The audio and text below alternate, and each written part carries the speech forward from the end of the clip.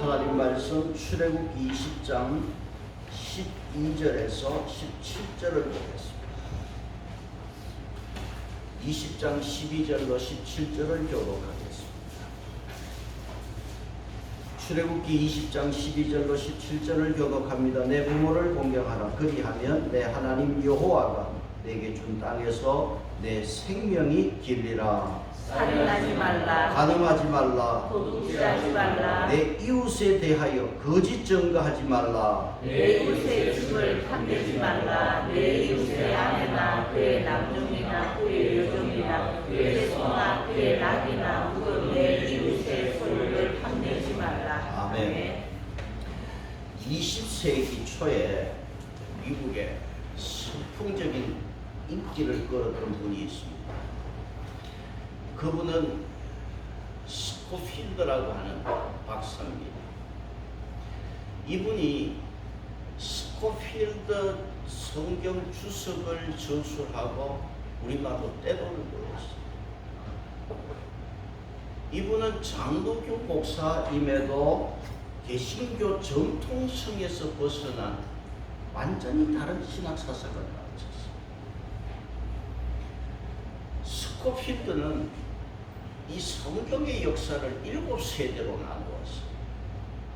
첫째는 무제시대, 양심시대, 인간 통치시대, 약속시대, 그 다음에는 율법시대, 은혜시대, 천년왕국시대 7세대로 나누었어요.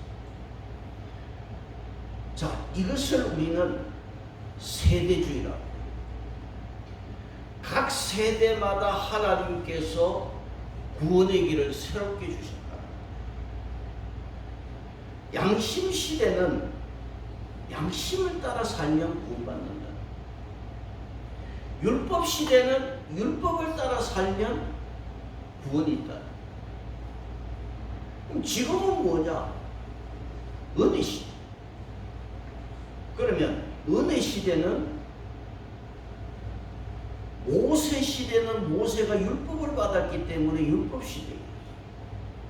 3500년 전에 모세에게 주신 율법은 지금 은혜 시대에는 유일한 법칙이 아니거든요.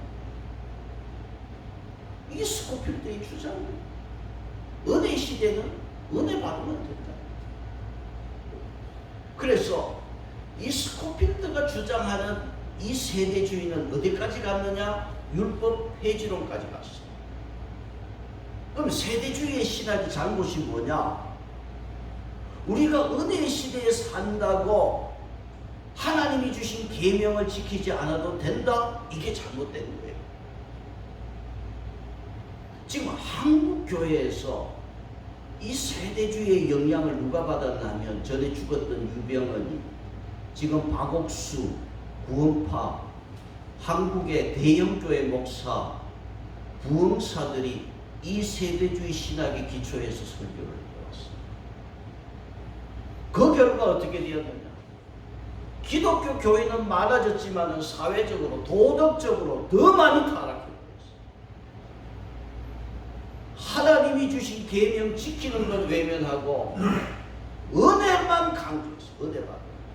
은혜 시대는 은혜만 받으면 된다. 은혜 받아. 목회하다 보면은 종종 어떤 사람을 만나냐 하면 구약의 율법을 안 지켜도 된다는 분이 있어요. 어디에 영향을 받았겠어요? 그래서 믿음의 사람들, 십계명에 도둑질 하지 말라, 간음하지 말라, 거짓 증거하지 말라, 내 이웃에 대해서 탐내지 말라, 하나님 주신 계명을 너무 쉽게 어겨. 이것이 어겨도 구원하고 관계없다는 거예요. 교회 다니는 사람이나 다니지 않는 사람이나 구별이 없어졌어요. 오히려 교회 다니지 않는 사람들이 교회 다니는 사람을 향하여 저 예수쟁이보다 훨 우리가 낫다고 그런 말까지 합니다. 이것이 한국 기독교의 세대주의의 영역. 세대주의는 아주 잘못된 비윤리성을 가진 유사기독교. 세상에 빛이 되지 못하게 한 기독교를 만들어낸 장본입니다. 그래서 여러분 신학이 참 중요하고 신학 공부가 그렇게 중요해요. 뭐가 잘못됐는가를 보니까 잘 판별해요. 예수님은 마태복음 5장 17절로 18절에서 말씀하십니다. 내가 율법과 선지자를 폐하러 온 줄로 생각하지 마. 폐하러 온 것이 아니라 완전하게 하려 함이라.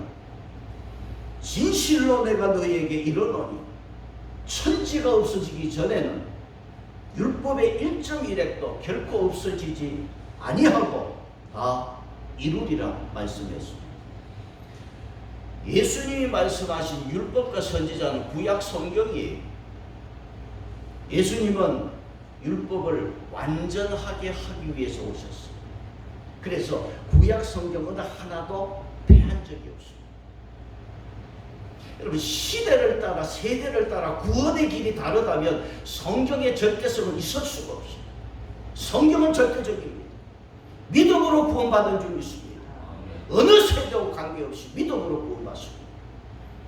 구원받은 사람들은 하나님이 주신 계명도 잘 지켜야 돼요. 계명 지키는 거가 하나님 우리 구원한 거 아니에요. 우리를 구원하시고 이제는 이 계명 잘 지켜라는 것입니다.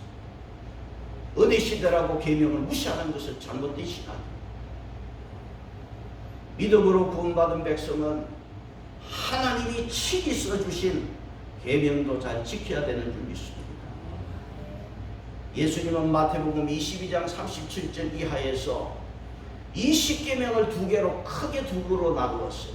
하나는 크고 첫째 되는 계명은 하나님을 사랑하는 것입니다. 두 번째는 내 이웃을 사랑하는 것입니다. 그래서 우리 지난주에 하나님 사랑에 대하여 우리가 4가지 계명을 보았습니다. 첫째는 뭐였습니까? 나 외에는 다른 신을 두지 말라. 하나님께서 아예 다른 신을 내 앞에 두지를 말라. 두 번째 계명은 너를 위하여 우상을 만들지도 말고 섬기지도 말고 절하지도 말라. 우상은 보지도 못하고 듣지도 못하고 냄새도 못 맡는 이 우상 만들지도 말라. 우상에 절하거나 섬기면은 하나님 뭐 한다? 질투하신다. 이것은 무슨 행위다? 하나님을 미워하는 행위다. 그래서 여러분 20장 5절에서 하나님께서 죄값을 갚는다고 그랬어요. 책임을 묻겠다고 그랬어요. 아버지로부터 아들에게로 3, 4대까지. 아비 잘못 때문에 아들이 손자가 정손자가 여러분 벌을 받으면 정말 억울한 거예요. 얼마나 억울하겠습니까? 여러분 우상 숭배 죄가 이렇게 크다는 것을 여러분 알아요. 반면에 하나님을 사랑하고 계명을 지키는 자에게는 하나님이 천대까지 파격적인 하나님이 말씀을 하셨어요. 천대까지 내가 복을 주겠다. 그래서 나의 신앙과도로 인하여 내 후손에게 영향을 주는 좋은 영향을 주는 믿음이 되시기를 바랍니다. 세 번째 계명은 뭡니까? 하나님의 이름을 망령되이 부르지 마라. 함부로 부르지 마라. 20장 7절에서 함부로 부르면 이것도 죄가 된다고 말씀했어요. 그 다음 네 번째는 안식을 기억하고 그 다음 거룩하게 지켜라. 안식일은 토요일이.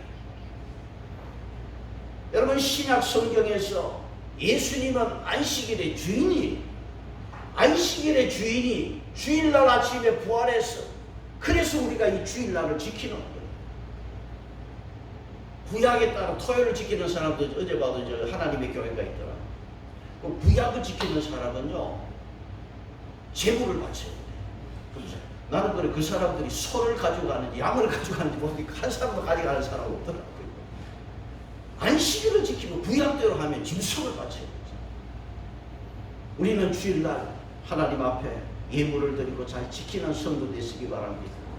성수주일과 기도의 대통령 아이젠하워라고 하는 책이 있습니다.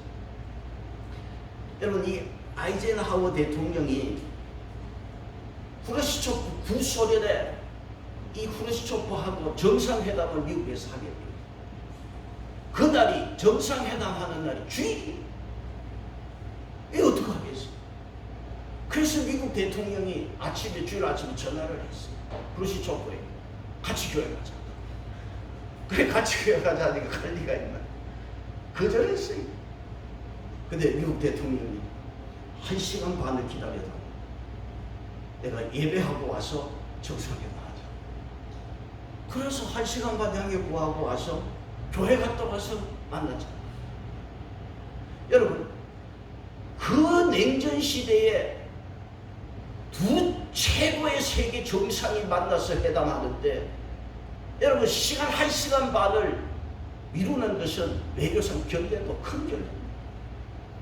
그럼에도 불구하고 이 미국 대통령은 예배드리는 것이 귀한 거예요.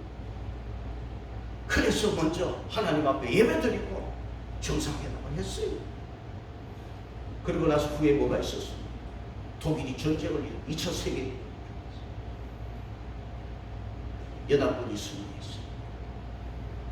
하나님은 주일을 기억하는 미국 대통령을 기억하시고 아이젠하워를 하나님은 크게 높여주신 거예요. 주일을 잘 지키면 주일이 여러분을 지켜주는 것입니다. 안식일에 관한 책 중에 마르바 덧이라고 하는 사람이 쓴 안식이라는 책이 있어요. 그 책에 또 이런 이야기가 있어요. 미국 서부 개척 시대에 이 한 무리가 마차를 타고 미국 중부 세인트루이스를 출발해서 오리건으로 가는 거예요. 자, 독실한 기독교인들이. 그래서 서부로 가는 길에 주일이면 딱 멈추고 예배드리고 쉬고 그 다음 또 출발하고. 그런데 점점 겨울이 다가오는 거예요. 그래서 제안을 합니다. 하다가 폭설을 만나면 큰일 나고 폭설이 있을 수 있으니까 우리 이제는 주일은 쉬지 말고 가기는 하자.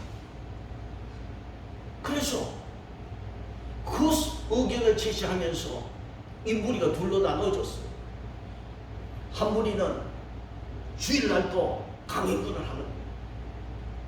그런데 한 무리는 그래도 주일날 쉬고 하나님 앞에 예배드리고 재충전해서 가는 거예요. 누가 먼저 도착할게요? 주일날 쉬고 예배드리는 이 사람들이 먼저 도착합니다. 여러분, 이게 안식의 복이 중요하십니다. 오늘 우리는 이 주일을, 안식일을 거룩하게 지켜야 합니다. 주일날 재충전하고 하나님을 기억하고 지키면 20장 11절에 안식일은 복된 날이라고 그랬어요. 그러면 하나님께서 잘 지켜주시고 하나님이 주시는 큰 복이 임할 줄 믿습니다. 자, 우리는 지난주에 하나님에 대한 계명 4가지 보았어요. 잊지 않겠지요? 다른 신을 아예 두지 마라. 그 다음 우상을 만들지도 말고 섬기지도 말고 절하지 말라. 하나님은 반드시 죄값을 갚는다. 세 번째, 하나님의 이름을 망령되이 부르면 이것도 죄가 된다고 했어요. 네 번째, 안식일을 기억하고 거룩하게 지켜라. 우리가 4가지 하나님에 대한 사랑에 대한 계명 4가지를 보았어요. 오늘은 이웃 사랑에 대한 계명을 우리가 보게 됩니다. 자, 13절로 17절까지는 이웃에 대한 계명이에요.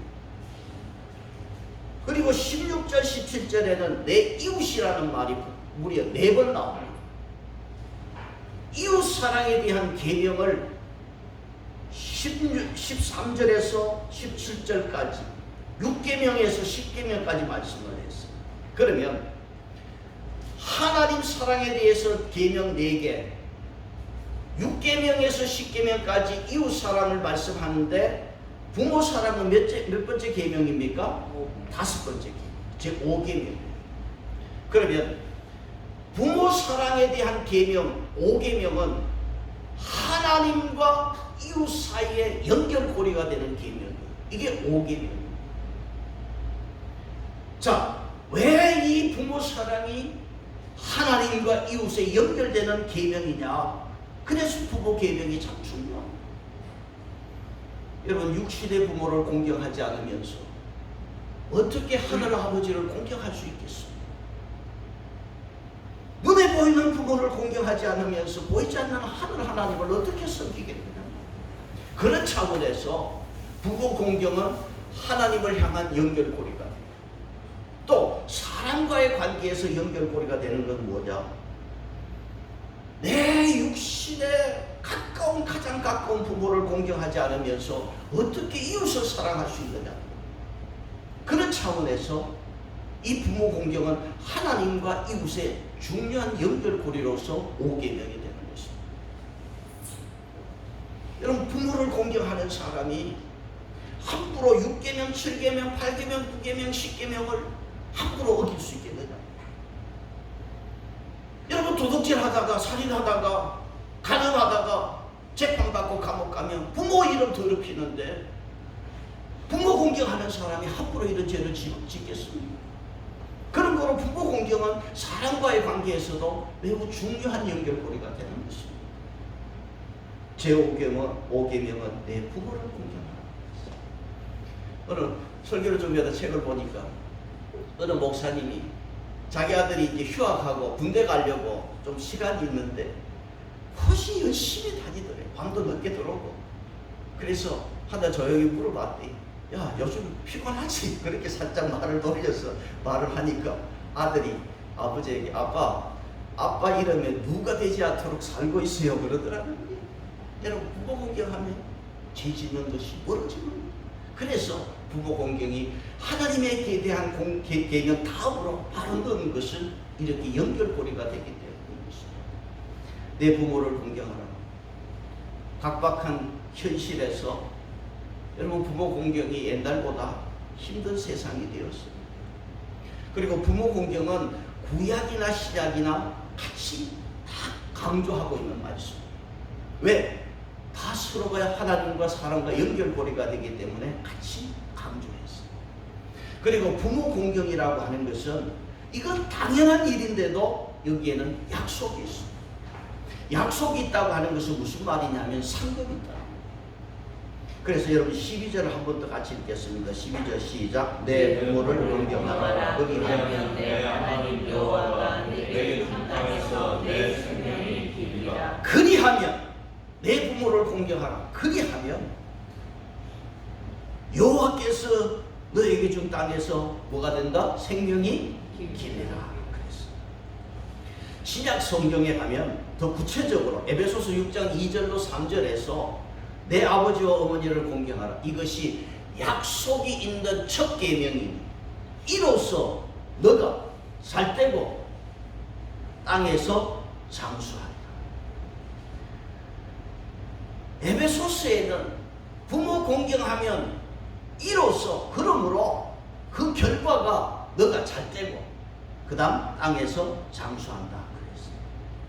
여러분, 부모 공경하고 부모 말 잘 들으면 내 갈 길 제대로 가는데 여러분 생명이 길 수밖에 없어요. 여러분, 부모가 자식에게 하는 말 다 보세요. 뭐하고 관계되어 있어요? 그 말은 다 생명과 관계되어 있어요. 그래서 부모 공경하고 부모 말 잘 들으면 오래 살게 되어 있는 거예요. 공경하라 이 말은 원어에는 무겁게 여겨라, 무겁다는 뜻이에요. 그래서 부모를 함부로 가볍게 대하지 말고 무겁게 대하라, 이것이 원어의 뜻입니다. 그런데 여러분, 그게 원어의 뜻이지만 부모를 무겁게 대하는 것은 부모를 용서하는 거예요. 부모도 약한 존재입니다. 그래서 부모를 더 많이 사랑하고 더 이해할 때 여러분, 이 불확실한 시대를 살아가는 우리에게 땅에서 잘되고 장수하는 복이 있을 줄 믿습니다. 출애굽기 21장에는요 사형에 대한 제목이 몇 가지 나와요. 이런 것은, 이런 죄는 죽여라 그랬어요. 그러면 어떤 죄가 사형에 해당하느냐? 21장 14절 보세요. 21장 14절에 어떤 죄가 있습니까? 같이 봅니다. 사람이 그의 이웃을 고의로 죽였으면 너는 그를 내 죄에서라도 잡아내어 죽이리라. 사람이 고의로 사람을 죽이면 이거 사형이에요. 그 다음 15절에는 어떤 게 사형입니까? 시작. 자기 아버지나 어머니를 치는 자는 반드시 죽이지. 죽이리라. 그 다음 16절에는 어떤 사형입니까? 사람을 납치한 자가 그 사람을 팔았든지 자기 수하에 두었든지 그를 반드시 죽이리라. 유괴한 자는 죽여라.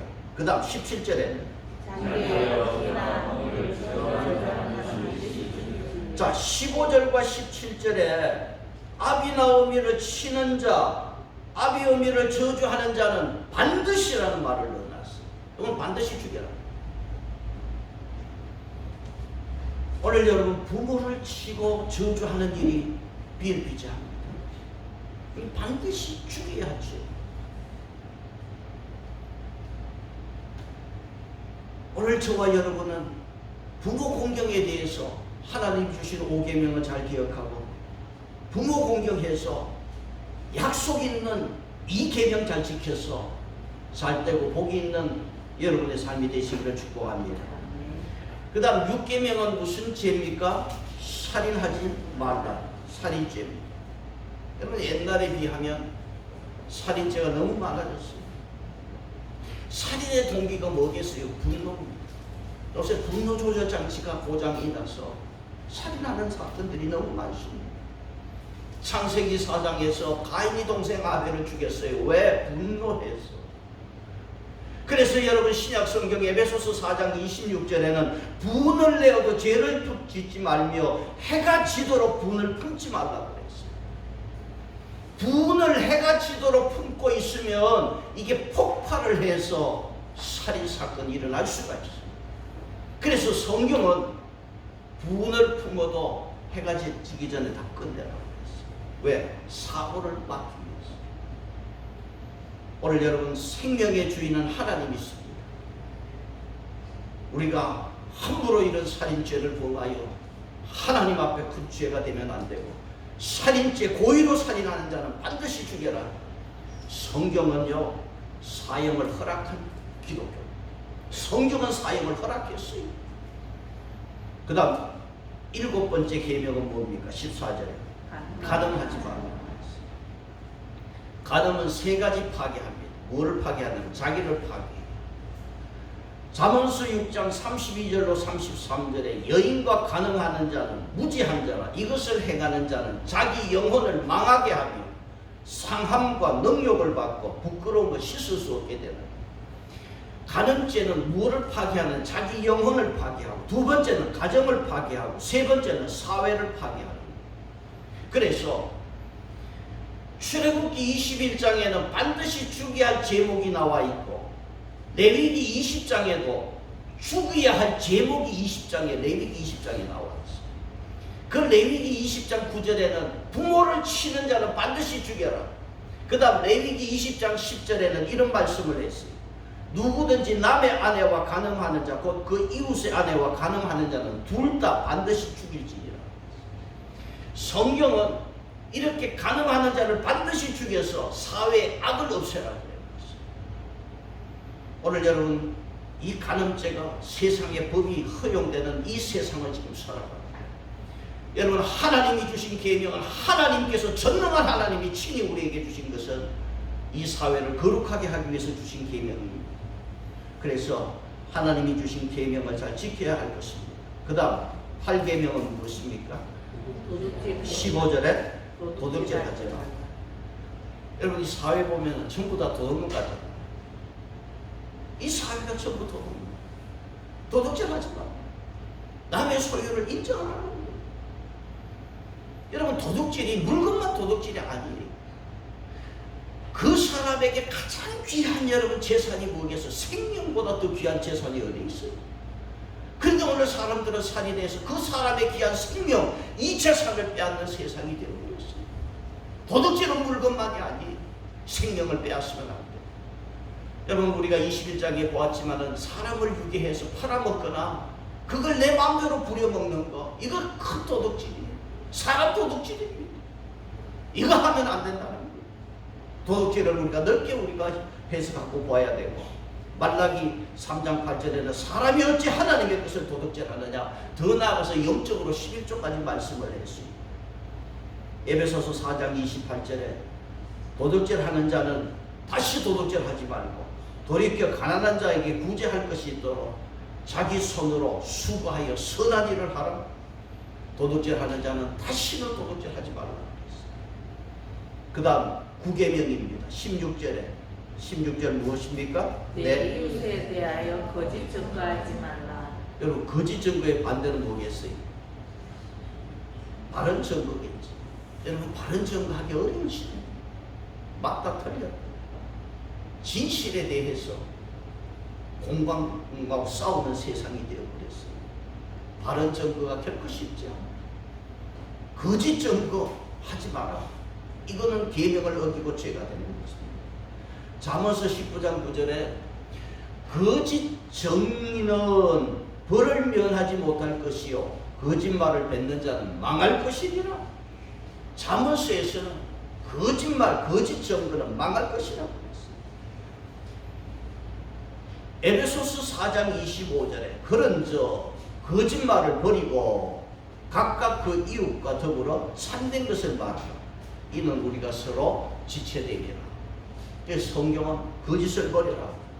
이웃에 대해서 참된 말을 하라고 말씀하고 있습니다. 그 다음 10계명 10번째 17절에 뭡니까? 내 이웃의 집을 탐하지 말라. 자, 그 다음에는 내 이웃의 집을 탐하지 말라 그랬어요. 자, 그런데 내 이웃의 집을 탐하지 말라 했는데 사람이 이웃의 집을 탐할 때 뭘 제일 탐하겠습니까? 이웃의 집을 보면 무엇을 사람이 가장 탐하는 것일까? 그러면 성경에 여기 탐하는 것에 대한 순서가 나와 있어요. 이 순서를 여러분 잘 기억하세요. 여러분 17절 보시면 탐하는 것의 순서의 첫 번째가 뭐가 나옵니까? 17절 내 이웃의 집을 탐내지 말라. 그 다음 이웃의 아내라. 첫째는 무엇입니까? 이웃의 아내. 여러분 이상의 인간이요 탐을 하는데 이웃을 탐하는데 제일 첫째가 뭐냐 하면 이웃의 집을 탐하는 게 아니고 이웃의 아내를 탐. 이게 인간의 사악한 모습을 성경은 기록해 놨어요. 성경이 여러분 순서를 그냥 기록한 거 아니에요. 인간은 이상해. 탐을 내도 이웃을 탐해도 그 이웃의 집에 아내를 탐하는 게 인간의 죄악된 모습이에요. 그 다음에는 이웃의 종이지. 일 잘하는 종. 그 다음 예쁜 여종이겠고 그 다음 재물이 소나 나귀가 되겠습니다. 오늘 우리는 이웃의 집을 탐내지 말라 이 계명을 기억하면서 예수님께서요 누가복음 12장 15절에 삼가 모든 탐심을 물리치라고 했어요. 예수님이 탐심을 억제하라, 탐심을 조절하라, 탐심을 조심하라 그렇게 말하지 않고 탐심에 대해서는 물리치라고 했어요. 골로새서 3장 5절에 탐심은 뭐다? 우상숭배. 이 탐심 때문에 무너지고 탐심이 결국 우상숭배가 되어서 탐심은 물리치라고 했어요. 욕심이 잉태하여 뭐를 낳았습니까? 죄를 낳았습니다. 죄가 장성하여 사망을 낳는다. 자, 욕심이 잉태하여 죄를 낳는다. 죄 앞에 뭐가 있습니까? 욕심이 있습니다. 그러니까 이 죄라는 게 모든 이 탐심이 죄라는 죄보다 죄를 낳게 하는 원초적인 것이 되니까 항상 탐심을 여러분 조심하고 탐심이 우상숭배라는 것을 말씀하고 있습니다. 자, 우리는 이 하나님을 향한 사랑 4개의 계명, 부모 사랑, 부모 공경, 그 다음 이웃에 대해서 전체 10가지 계명을 우리가 살펴보았어요. 자, 20장에서 하나님께서는 이렇게 10계명을 우리에게 주셨어요. 그리고 21장 1절을 같이 보겠습니다. 21장 1절 시작. 내가 백성 앞에 세운 법규는 이러하니라. 법규는 이러하니라. 지금 20장에서 10계명을 말씀하시고 21장, 22장, 23장에서 이 세부 규칙을 3장에 걸쳐서 주셨어요. 그래서 여러분 우리가 많이 들었어요. 율법이라는 말을 많이 들었어요. 21장에서 23장 율법이 십계명에 대한 세부 규칙으로 주신 율법이. 그러면 율법을 여러분 거꾸로 읽으면 뭐가 돼요? 율법을 거꾸로 읽으면 법률이. 하나님께서 십계명 헌법을 주시고 그 다음 법률을 주셨어요. 이게 율법이에요. 그런데 하나님께서 이 율법을 주셨는데 21장 12절에 무슨 법입니까? 21장 12절에 제목이 뭡니까? 폭행에 관한 형사법이. 22장 제목은 뭐예요? 내상에 관한 민법이. 22장 16절에는 뭐예요? 제목이? 도덕법을 주셨어요. 하나님께서는 이렇게 십계명을 주시고 율법으로 이 세부 규칙으로 이 민사, 형사, 도덕법을 주셨어요. 그리고 하나님께서는 계명을 주시고 이렇게 법을 주시고 나서 이제 언약식을 맺죠. 여러분 제가 앞에 계속 설교했지만은 언약의 중심은 십계명이라고 했죠. 언약 곧 십계명을 했어요. 이 법을 다 주시고 나서 하나님께서 이제는 언약식을 맺어요. 24장에서 하나님께서는 언약식을 하는데 24장으로 가요. 24장. 언약식을 하는데 언약은 무엇이냐 하면 언약은 말로 하는 약속이에요. 그러면 약속은 뭐냐? 나무와 실을 한때 묶는 것이 한자어 표현이에요. 언약을 맺는다는 것은 하나님과 그 백성이 묶는 거예요. 묶이는 거예요. 그게 언약이에요. 내가 친구하고 오후 3시에 약속을 했다. 오후 3시에 내가 3시로 묶여있는 거예요. 언약을 맺었어요. 그러면 하나님과 백성은, 이스라엘 백성은 하나로 묶이는 거예요. 자, 이제 언약식을 가지게 돼요. 24장 7절입니다. 같이 보겠습니다. 24장 7절 시작. 언약서를 가져다가 세게 낭독하여 듣게 하니 그들이 이르되 여호와의 모든 말씀을 우리가 준행하리이다. 자, 언약서를 가져다가 24장 4절에 모세가 하나님이 주신 말씀을 다 어떻게 했다고 그랬습니까? 다 기록했다고 그랬어요. 어제 주신 하나님의 율법 말씀, 하나님이 주신 말씀을 오늘 기록한 것을 가지고 다시 낭독하는 거예요. 말씀을 주셨고 기록해서 다시금 낭독해서 백성들이 다 아멘했습니다. 하나님이 주신 이 모든 말씀을 우리가 다 지키겠습니다. 약속을 했어요. 낭독하고 약속을 하고 언약식을 체결합니다. 24장 8절을 같이 봅니다. 시작. 모세가 그 귀를 가지고 백성에게 이르되 이는 여호와께서 이 모든 말씀을 너희와 세우신 언약의 피라. 언약을 맺는데 이제는 피로 언약을 맺었어요. 이것은 무슨 말입니까? 피로 맺은 언약이.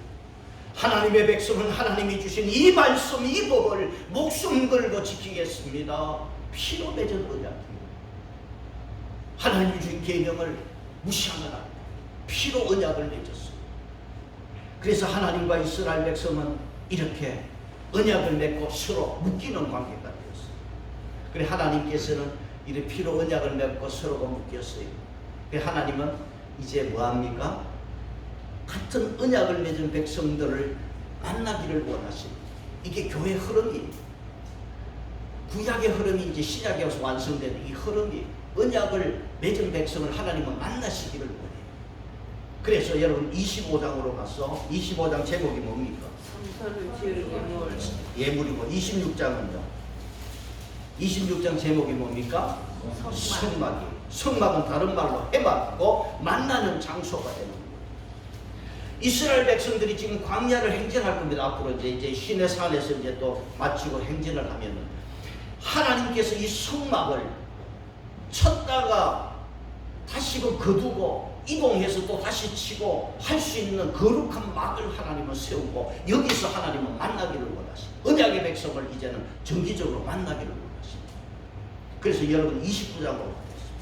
29장 출애굽기 29장 42절로 43절 성막을 다른 말로 회막이라고 만나는 장소라는 것으로 회막이라고 42절 43절 봅니다. 이는 너희가 내 회막문에서 늘 드린 번제라. 내가 거기서 너희와 만나고 내게 말하리라. 내가 거기서 이스라엘 자손을 만나리니 내 영광으로 말미암아 말미암아 회막이 거룩하게 될지라. 아멘. 하나님이 이스라엘 백성들과 이제 언약을 맺고 언약을 맺는 걸로 끝나는 게 아니고 이제는 하나님이 만나기를 원하십니다. 그럼 만나기를 원하시는데 어디서 장소를 정해 주셨어요. 회막에서 거기 와서 제단을 쌓고 제사를 드리고 예배를 하고 이 회막이 나중에는 솔로몬 때 성전이 되고 지금 교회가 되는 거예요.